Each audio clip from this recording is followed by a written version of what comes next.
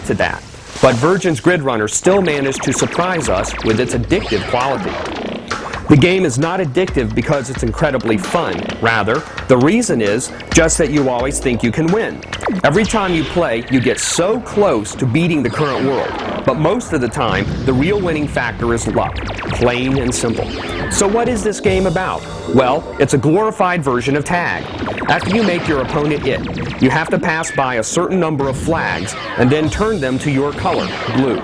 The number of flags needed varies per level, but it is often 8 or 9. The game turns nuts on you when your opponent turns your flags to red, and when he tags you, so you have to tag him back before you can collect more flags. The action gets faster and faster. Your enemies get harder to corral. The grid levels become larger and larger.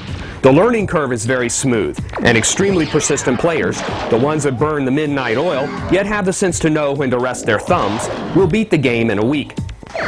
The entire game has 14 worlds with 3 levels each, plus World 15, the final battle with only 1 level, thank goodness. World 15 requires a whopping 30 flags. The enemy is the woman who trapped you in the opening sequence. When you beat World 14, she will appear in this single interstage scene.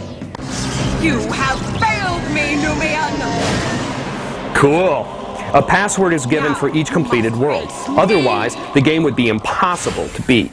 Admittedly, the game is fun, but not worth buying. Good players will get too far too fast, and for $50, you need to have more than 1970s gameplay.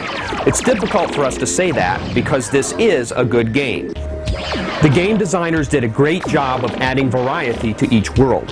One of the best worlds is Galacia, a slippery ice world which almost every video game